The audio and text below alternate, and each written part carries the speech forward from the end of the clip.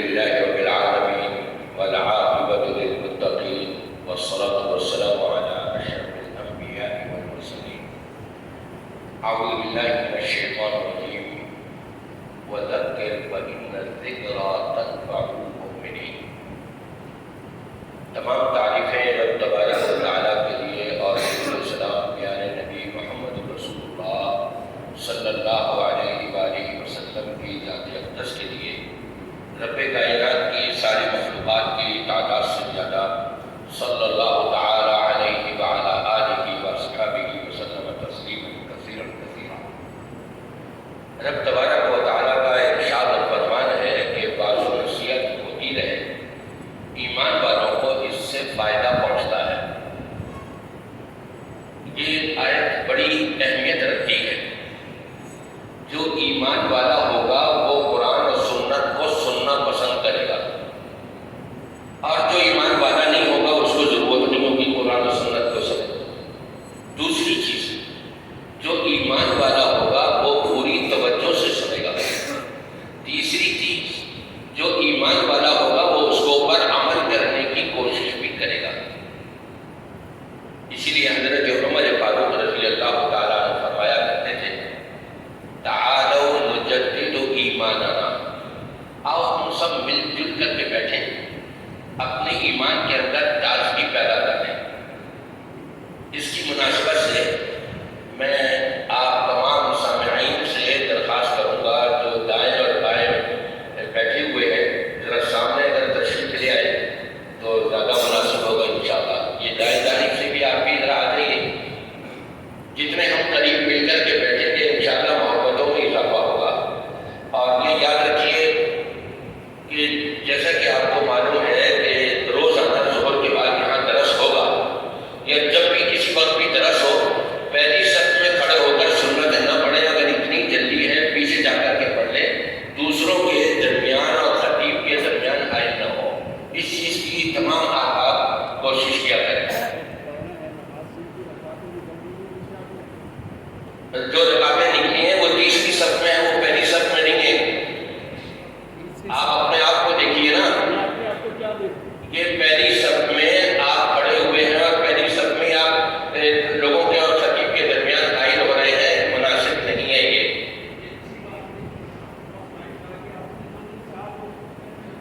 یہ اچھی بات ہے کہ فرض نماز کے بعد ٹخنوں سے پینٹ نیچے کر لیتے ہیں. یہ اچھی بات ہے. آپ اپنے آپ کو دیکھیں، آپ شو نہ کریں. جائیے آپ جائیے.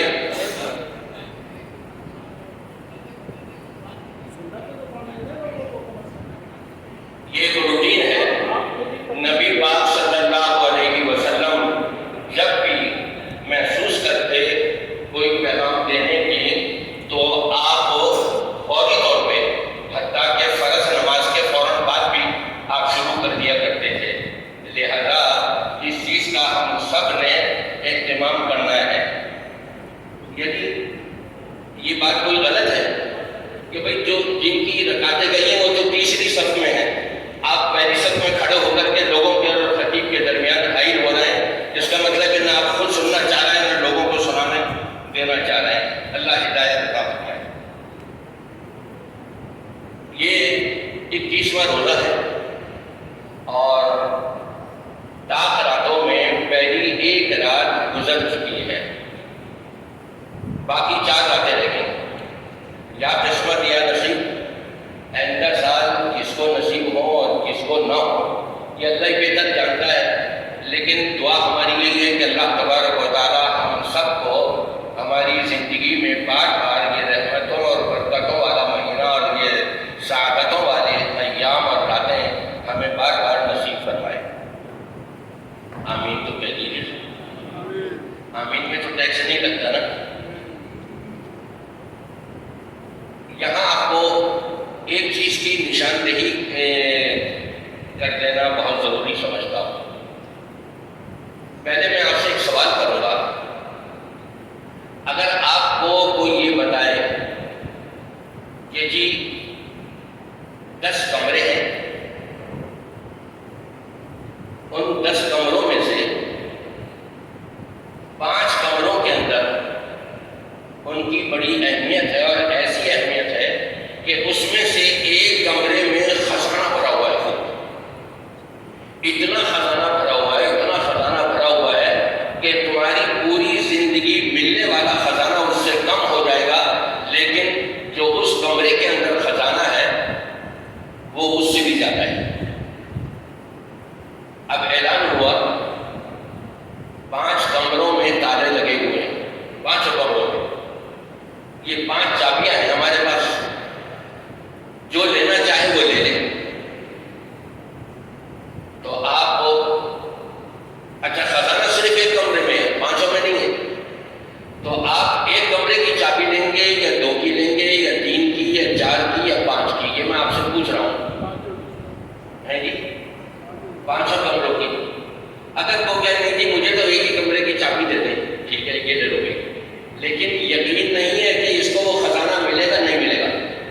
اچھا جی مجھے 2 کمروں کی چابی دے دیں، یقین نہیں ہے کہ مجھے وہ خزانہ ملے گا نہیں ملے گا۔ 3 کی دے دیں، 4 کی دے دیں، کچھ نہیں پتا کہ خزانہ اس کو مل سکے گا یا نہیں مل سکے گا۔ 500 کمروں کی چابیاں جس نے لے لی اور اب کمرے کھول کھول کے دیکھ رہا ہے تو کسی ایک میں تو اس کو مل جائے گا نا خزانہ۔ آپ سب 500 کمروں کی چابیاں لیں گے؟ نہیں، ہاتھ اٹھا کے بتائیے کہ میری بات کون کون سمجھ پا رہا ہے۔ سارے 500 کمروں کی چابیاں لیں گے، دیکھ رہے ہیں آپ مسجد میں بیٹھے اور اپنی چاہت اور اپنی خواہش کا، ایمان والی خواہش کا جو اظہار کر رہے ہیں، یہ تو خزانہ ہے نا دنیا کا، جس پر آپ نے کہا 500 کمروں کی چاہیے۔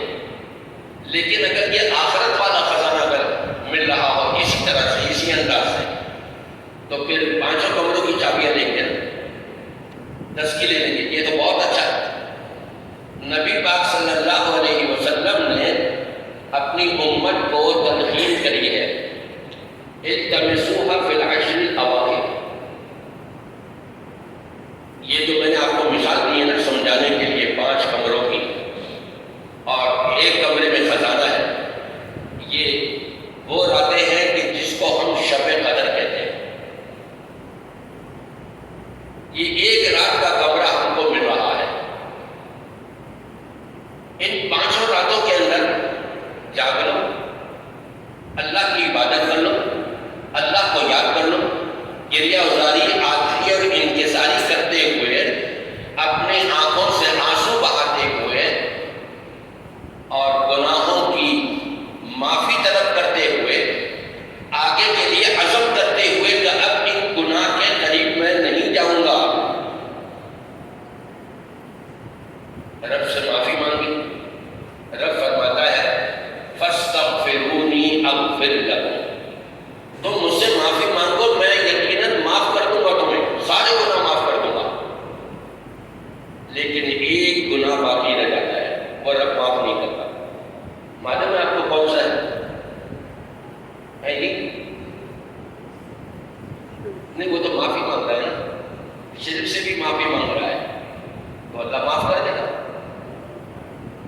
ماں باپ کی نافرمانی ہاں کچھ اس طرف آ جاتی ہے، یہ آپ کی بات، وہ ہے حقوق العباد۔ آپ نے بالکل صحیح فرمایا، رب سے کتنی معافیاں کیوں نہ مانگ لو، رب معاف نہیں کرے گا جب تک حقوق العباد کی جو حق تلفی ہم سے ہو رہی ہے وہ ختم نہ کرے۔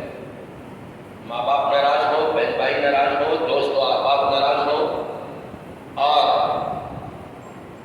رشتہ دار غیر رشتہ دار کوئی بھی مسلمان جس سے ہم نے قطع تعلق کی ہوئی ہے، سلام کلام بند کیا ہوا ہے اور اس کا ہم نے حق مارا ہوا ہے، تو رب العالمین معاف نہیں کرے گا یہاں تک کہ قیامت کا دن ہوگا۔ اللہ کے رسول صلی اللہ علیہ وسلم ارشاد فرماتے ہیں جاء رجلان، 2 آدمی آئیں گے اللہ کی عدالت میں، جیسا یا بین یدیہ رب العزت تعالی، ایک دوسرے کو پکڑ کے لے کے آ رہا ہے اللہ کی عدالت میں۔ دوست ہو سکتا ہے، بھائی ہو سکتا ہے، بیٹا ہو سکتا ہے، بیوی ہو سکتی ہے، شوہر ہو سکتا ہے، ماں باپ ہو سکتے ہیں، جاننے والے رشتہ دار غیر رشتہ دار ہو سکتے ہیں، مسلمان ہو سکتا ہے، غیر مسلمان بھی ہو سکتا ہے۔ جاء رجلان وجثیا بین یدیہ رب العزت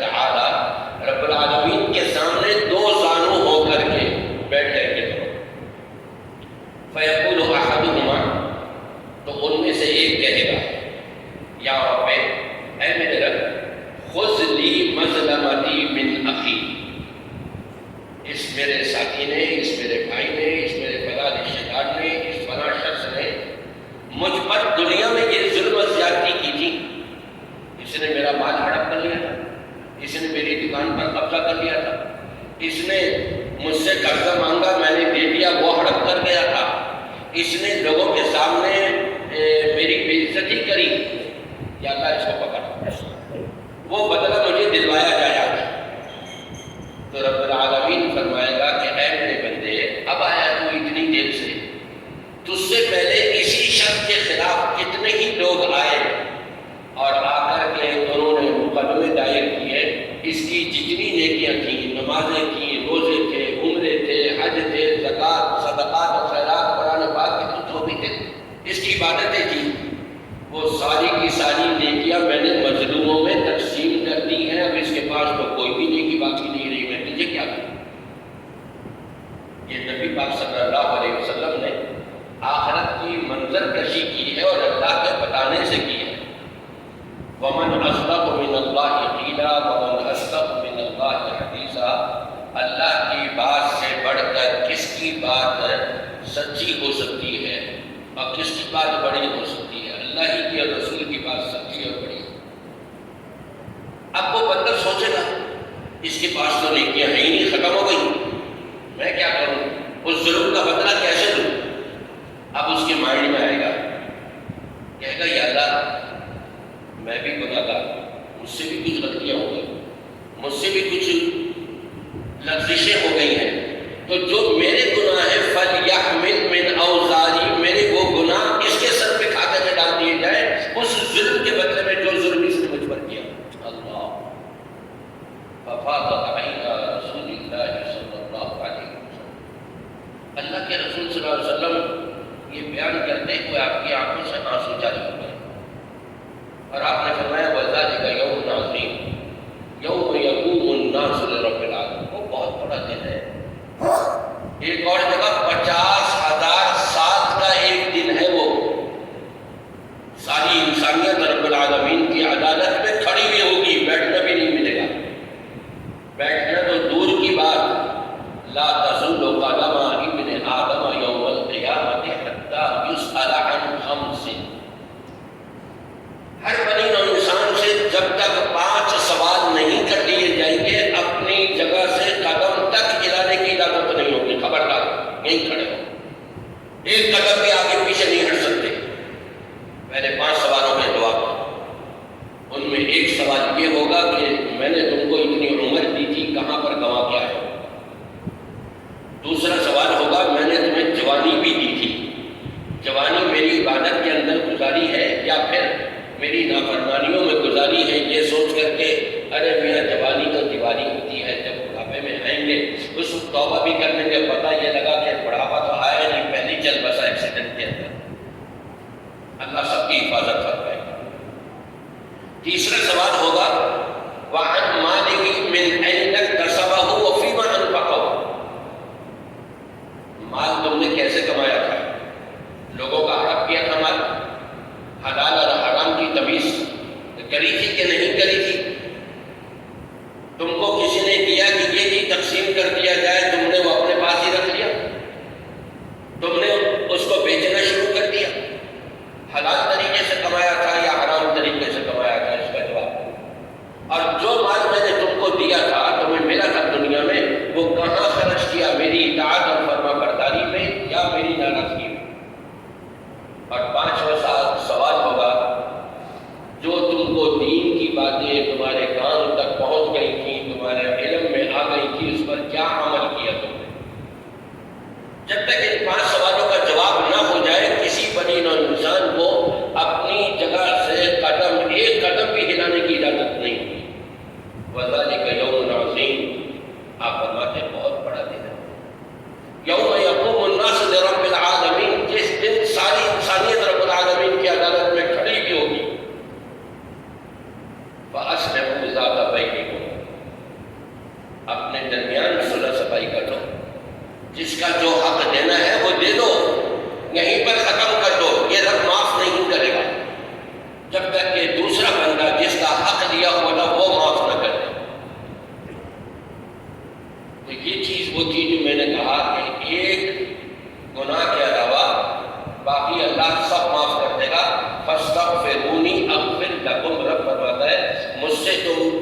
معافی مانگو میں تمہیں معاف کروں گا.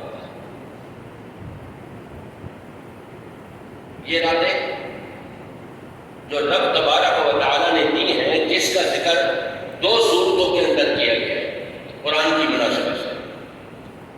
اِنَّا أَنزَلْنَاهُ فِي لَيْلَةٍ مُبَارَكَةٍ، ہم نے اس کو نازل کیا ہے.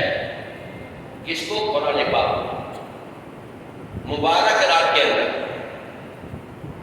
بعض ملا مولویوں نے اپنی دکانیں چمکانے کے لیے یہ 15 شعبان کی رات بتا دی. بھئی قرآن 15 شعبان کی رات کو شب برات میں نازل نہیں ہوا ہے. دوسری جگہ فرمایا اِنَّا أَنزَلْنَاهُ فِي لَيْلَةِ الْقَدْرِ، اس کو ہم نے شب قدر میں نازل کیا ہے. وضاحت آتی. اور شب قدر رب پوچھتا ہے. دیکھیں اس پوری صورت کے اندر کہیں پر قرآن کا نام نہیں ہے. اِنَّا أَنزَلْنَاهُ اس کو ہم نے اتارا.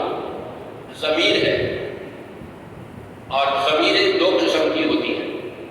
ان میں سے ایک ضمیر ہوتی ہے شان، عظمت، مقام، اس کی حیثیت کو اجاگر کرنے کے لیے. جیسے ہم اپنی زبان میں بھی کہتے ارے میاں ان کا تو کیا کہنا، ارے میاں وہ تو بس کچھ نہ پوچھو ان کا تو، وہ تو بڑے عمدہ انسان ہے. نام بھی نہیں لیا، اشاروں کے اندر بتا دیا اس کے بارے میں. اس کا مقام ہے، اس کی شان ہے، اس کی عزت کو دوبارہ کر رہے ہیں. اسی طرح رب تبارک و تعالیٰ نے سورۃ القدر پوری سورت کے اندر کہیں بھی نام نہیں لیا قرآن کا، لیکن فرمایا اِنَّا أَنزَلْنَاهُ، ہم نے اس کو نازل کیا. اس کی شان کے لیے رب العالمین نے شان والی ضمیر استعمال کری. اور کب نازل کیا؟ فی لیلۃ القدر، شب قدر میں. دوسری مرتبہ شب قدر کا نام لیا. وما ادراک ما لیلۃ القدر، اے نبی آپ کو کیا پتا شب قدر ہے کیا؟ نبی کو اللہ تعالیٰ فرما رہا ہے آپ کو بھی نہیں پتا کہ شب قدر ہے کیا. جو یہ کہتے ہیں نبی کو تو ماں کانو ما یکون کا علم ہے، غیب جانتے ہیں. رب کہہ رہا ہے آپ کو بھی نہیں پتا، اب یہ کہہ رہا ہے آپ کو سارا کچھ پتا ہے. تو رب کا مقابلہ کرنا ہو گیا نا. اللہ ہدایت دے ہمارے ایسے بھائی. پھر تیسری مرتبہ فرمایا لیلۃ القدر خیر من الف شہر. ہم بتاتے ہیں کہ شب قدر کیا ہے. شب قدر 1000 مہینوں تک کی جانے والی عبادت، جس میں پل جھپکنے کی دیر رب کی نافرمانی اور معصیت نہ ہو، کوئی گناہ خدمت نہ ہو. 1000 مہینوں تک عبادت ہی عبادت ہو رہی ہے رب تبارک و تعالیٰ کی. اس کے برابر نہیں. رب نے یہ نہیں فرمایا 1000 مہینوں کی عبادت کے برابر ہے. نہیں، خیر، اس سے بھی بہتر. کتنی بہتر؟ نبی کو بھی نہیں معلوم، امت کو بھی نہیں معلوم، فرشتوں کو بھی نہیں معلوم، جبریل کو بھی نہیں معلوم. یہ صرف رب تبارک و تعالیٰ کو معلوم ہے کہ کتنی خیر رکھی ہے اللہ نے اس شب قدر کے اندر، کتنا بلند و بالا مقام رکھا ہے. صحابہ کرام رضوان اللہ علیہم اجمعین کی تڑپ دیکھیں. کہنے لگے اللہ کے رسول صلی اللہ علیہ وسلم، امت محمد کی عمریں جو آپ نے بتائی ہیں 60 سے 70 سال کے درمیان کی ہے. کوئی اکا دکا آگے 100 تک پہنچ گیا تو پہنچ گیا، ورنہ اکثریت جو ہے 60 اور 70 کے درمیان چلتے تھی. تو ہماری عمریں تو بہت کم ہیں، ہم تو کچھ بھی عبادت نہیں کر پائے. سابقہ امتوں کی 1000 اس سے بھی زیادہ عمریں ہوا کرتی تھی. انہوں نے تو بڑی عبادت کری، انہوں نے تو جنت میں بڑے بلند و بالا درجات لے لیے، حاصل کر لیے. ہم تو پیچھے رہ گئے. ان کی چاہت اور ان کی طرف دیکھیں، اور ہم اپنی چاہت اور طرف دیکھیں. مسجد میں آنے کے باوجود، اعتکاف میں بیٹھنے کے باوجود، پھر ہماری ان راتوں میں دنیا داری کی گپ شپ ہو. گپ جانتے کس کو کہتے ہیں؟ ہاں جی، کون صاحب بتائیے، گپ شپ کس کو کہتے ہیں؟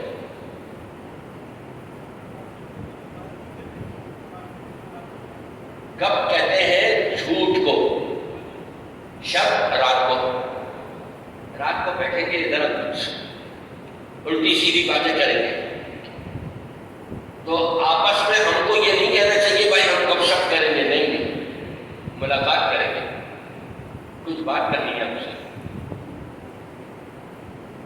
اور اعتکاف میں بیٹھنے کے باوجود پھر کچھ لوگ اگر گپ شپ میں لگ جائے، کیا مطلب ادھر ادھر کی دنیا کی ساری باتیں، ادھر کی باتیں، ادھر دین کی باتیں نہیں، دنیا کی باتیں ہو رہی ہیں، تو پھر بتائیے کہ رب نے جو فرمایا کہ 1000 مہینوں کی جانے والی عبادت سے بھی زیادہ بہتر ہے، اتنا بڑا خزانہ رب العالمین نے آپ کو 5 کمروں میں سے ایک کمرے میں 5 راتوں میں سے ایک رات میں دے دیا، تو آپ 5 راتوں جاگیں گے یا ایک رات جاگیں گے؟ جو 1، 2 یا 3 یا 4 راتیں جاگے وہ ہاتھ اٹھا دے. کوئی بھی نہیں. ماشاء اللہ، ایک ہاتھ اٹھ گیا. سمجھے نہیں؟ ظاہری بات ہے مسلمان جو ہے وہ نہ سمجھ کہ میں تو کچھ فیصلہ کر جاتا ہے لیکن سمجھ کر وہ غلط فیصلہ نہیں کرتا. ہم تو اپنے بھائی سے اس نظر رکھیں گے. 4 راتیں ہم جاگ لیے، ہو سکتا ہے جو 5ویں رات تھی وہی خزانہ ہو. یہ 1000 مہینوں کی جانے والی عبادت سے زیادہ بہتر خزانہ اسی رات میں ہو. تو پھر 5 رات جاگیں گے نا. پھر مجھے رات کو کوئی سویا ہوا تو یہاں نظر نہیں آئے گا. ہاتھ اٹھا کے بتائیں کون سویا ہوا نظر نہیں آئے گا. حضرت نے ہاتھ اٹھا کے رکھے تاکہ میں سب کو دیکھ سکوں کہ ہاں جی میں اپنی بات سب کو سمجھا پا رہا ہوں یا نہیں سمجھا. ماشاء اللہ، اللہ ہم سب کو اس کے مطابق عمل کرنے کی توفیق عطا کرے. ہاں وہ علیحدہ بات ہے، آپ دن میں بھی نہیں سوئے زیادہ، تھکان محسوس ہوگی، گھنٹہ بھر کے لیے سو جائے، کوئی ایسی بات نہیں، منع نہیں کیا گیا اس میں. لیکن یہ نہ ہو کہ جی وہ تراویحوں کے بعد جو بڑے سو رہے ہیں تو سحری کے اذان پر اٹھ رہے ہیں. پھر یہ نہ ہو. آدھا 1 گھنٹے کے لیے تھوڑا آرام کرنے کوئی حرج نہیں ہے. ایمان والے کا سونا بھی عبادت ہے، ایمان والے کا آرام کرنا بھی عبادت ہے، جب نیک نیتی پر ہو. جب اس نیت پر ہو چلو سحری کے اذان ہوگی کوئی تو اٹھائے گا مجھے اٹھ جاؤں گا میں، تو یہ نیک نیتی نہیں کہلائے گی. اس چیز کا خیال رکھیے. یہ 5 راتیں جب ہم جاگ لیں گے تو ہمیں وہ خزانہ آخرت کا اور جنت کے وہ درجات اللہ نصیب فرما دے گا کہ جو 1000 مہینوں تک عبادت کرنے والے کو نہیں مل سکتا. یہ ان کی طرف تھی، صحابہ کی طرف رب نے ان کو یہ رات دے دی اور ان کی بدولت ہم کو بھی مل گئی یہ رات. 1 رات عبادت کرو اور وہ ہے 5 راتوں میں سے ایک، 5 راتیں. اور نبی کریم صلی اللہ علیہ وسلم صرف 5 راتیں نہیں جاگتے تھے بلکہ پورا آخری 10 جاگتے تھے. کیا فلسفہ ہے اس میں؟ آپ حکم تو کر رہے ہیں کہ شب قدر کو تلاش کرو، التمسوها فی العشر الاواخر، آخری 10 کی 4 راتوں میں اس کو تلاش کرو. اور آپ خود 10 راتیں جاگ رہے ہیں. کیا حکمت تھی اس میں؟ آپ نے میں سے اکثر نے یہ سنا ہوگا اور دیکھا ہوگا اور پایا بھی ہوگا کہ بسا اوقات حکومت کی طرف سے اعلان ہوتا ہے کہ وہ پہلا روزہ چھوٹ گیا تھا لہذا اس کی قضا بعد میں کر، یا پہلا روزہ غلط رکھا گیا تھا اس کے بعد کی جو تاریخ تھی وہ تھا اصل پہلا روزہ لہذا یہاں 1 روزہ آگے اور بڑھا دیا گیا.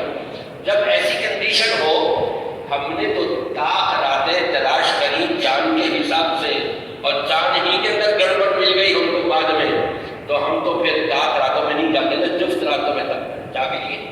شب قدر تو کئی ہاتھوں سے، اور جب 10 کی 10 راتیں ہم جاگ لیں گے 100% یقین ہوگا کہ ہاں جی ہمیں الحمدللہ شب قدر نصیب ہوئی. اور رب تبارک و تعالیٰ اس کے اندر بخشش بھی کرتا ہے، معافی کا عام اعلان بھی فرماتا ہے.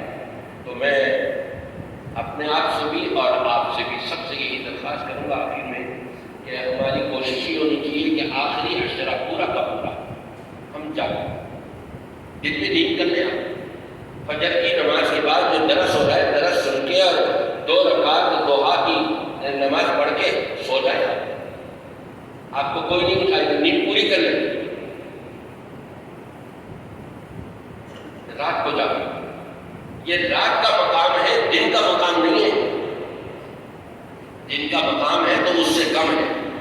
رات کا سب سے زیادہ ہے، لہذا آخری پورے عشرے میں آپ جاگیں گے انشاءاللہ تعالی۔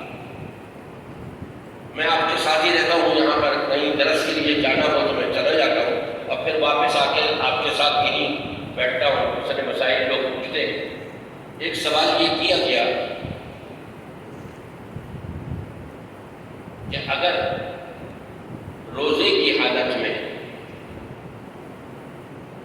غسل کرنا فرض ہو جائے تو کیا روزہ ٹوٹ جائے گا یا نہیں؟ اس کی دو کنڈیشن ہے۔ آپ کو معلوم ہے میں ہر سال درس کے بعد سوالوں کے جوابات دیتا ہوں۔ ہماری ماں اور بہنوں کے بھی اگر کوئی سوال ہو تو پرچے میں لکھ کر کے اور اوپر سے پرچہ پھینک دیا اور کٹا دیا تاکہ کوئی اٹھا کر کے وہ پرچہ مجھے لا کے دے دے گا، میں انشاءاللہ آپ کے بھی سوالوں کے جوابات دے دیا کروں گا۔ ایک نے سوال